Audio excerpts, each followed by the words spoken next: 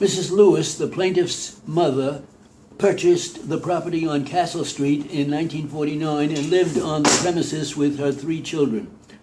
Later, they moved to Nevada and she rented the house. She was having some difficulty with her second husband and in latter 1963 went to a notary to deed the Castle Street property to Vivian, then 14.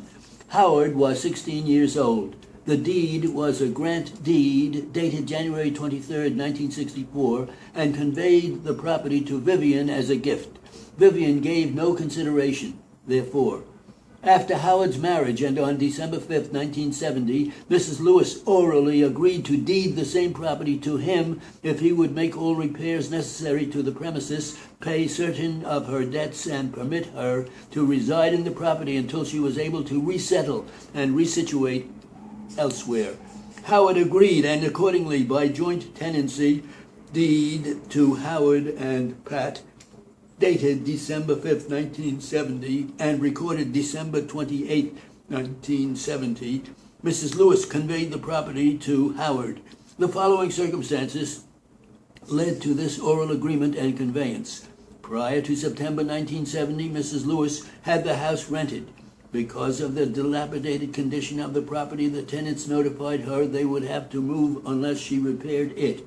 They told her that the premises were unlivable, that the shower had caved in, and that the termites and dry rot had eaten the bathroom floor, and it also was about to cave in. In September 1970, she so advised Howard and Pat and told them that she did not have the money to fix up the bathroom and make the necessary repairs. She could not rent the property without the repairs being made because the house in its present condition could not be occupied. She had no money with which to meet the mortgage payments and taxes coming due. She had no income other than an hourly wage she earned during luncheons at the Elks Club. Her car was about to be repossessed and she could not make the next payment. She had no place to live, and if she could not find a place temporarily, she would be left on the street. She told Howard that she did not know which way to turn, she could not take care of the place, and she was going to lose the house anyway, and would rather convey the property to him and let him take over the payments, her bills, and repairs if he would let her live there temporarily until she got reestablished. She said that if he and Pat did this, the home would be theirs in joint tenancy, and that the house was a white elephant as far as she was concerned, and neither his brother nor sister Vivian wanted it. There is no doubt that in September 1970 the property was in a dilapidated condition and in great need of extensive repairs, and that Mrs. Lewis was in debt, lacked funds or the means of obtaining the same, and was unable to finance the repairs, make payments, pay the taxes, find a place to live, and pay her debts.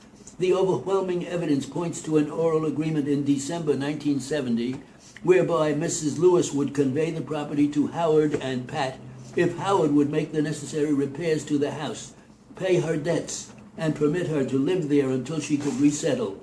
Thus, upon conveyance of the property, Howard set out to perform his part of the agreement. He applied to the Bank of America, where he was employed, for a loan on the property. It was refused because of the dilapidated condition of the house.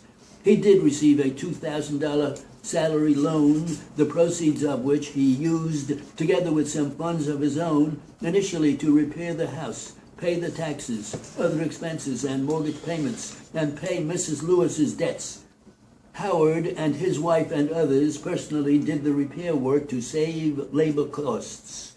In January 1971, Mrs. Lewis moved into the house with Howard and Pat. Finally, in December 1971, the house was in sufficiently good condition to enable him to refinance the loan through Western Federal Savings and Loan Association.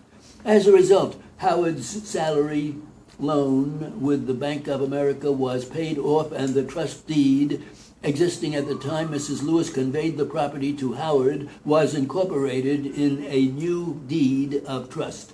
Mrs. Lewis continued to live in the house with Howard and his wife until June 1972, when she moved to Reno, Nevada. It is conceded that Howard and Pat had no notice of the 1964 quitclaim deed to Vivian. Because of the erroneous and the incorrect map, book, and page numbers, Vivian's deed did not appear in the chain of title. Howard knew nothing of the deed until 1973, when Vivian commenced her action, and a lis pendens was recorded on the property. Vivian admitted in her testimony that at no time did she tell Howard about the 1964 deed. Appellant's main contention is that Howard was not an innocent third party, despite lack of notice of the prior deed. She argues that he had mere consideration, not adequate and substantial value. The doctrine of laches prevents the resurrection of an ancient and abandoned right.